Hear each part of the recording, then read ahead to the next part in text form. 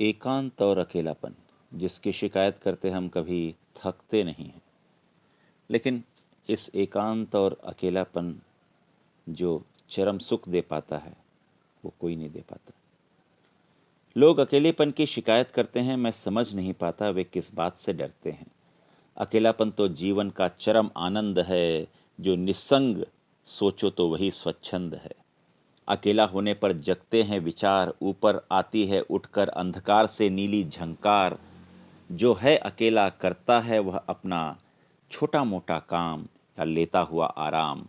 झांक कर देखता है आगे की राह को, पहुंच से बाहर की दुनिया अथाह को। तत्वों के केंद्र बिंदु से होकर एक तान, बिना किसी बाधा के करता है ध्यान। विषम के बीच छिपे सम का, अपने उद्गम का। अकेलेपन से बढ़कर आनंद नहीं, आराम नहीं। स्वर्ग है वह एकांत जहाँ शोर नहीं, धूमधाम नहीं। देश और काल के प्रसार में, शून्यता अशब्दता अपार में। चांद जब घूमता है कौन सुख पाता है, भेद यह मेरी समझ में नहीं आता है। होता हूँ जब मैं अपने भीतर के प्रांत में, भीड़ से दूर किसी निभृत एकांत में। और तभी समझ यह पाता हूँ, पेड़ झूमता है किस मोद में।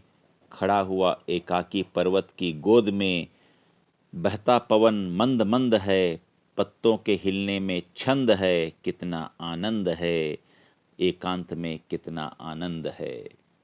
अकेलेपन से जो लोग दुखी हैं, वृत्तियां उनकी निश्चय ही बहिर्मुखी है। सृष्टि से बांधने वाला तार उनका टूट गया है। असली आनंद का आधार छूट गया है। उद्गम से छूटी हुई नदियों में ज्वार कहाँ, जड़ कटे पौधों में जीवन की धार कहाँ। तब भी जड़ कटे पौधों के ही समान रोते हैं ये उखड़े हुए लोग बेचारे। जीना चाहते हैं भीड़ भक्कड़ के सहारे, भीड़ मगर टूटा हुआ तार और तोड़ती है। कटे हुए पौधों की जड़ नहीं जोड़ती है। बाहरी तरंगों पर जितने ही फूल खिलते हैं, हम अपनों को और अपने को उतना ही भूलते जाते हैं। जड़ जमाना चाहते हैं तो एकांत में आओ।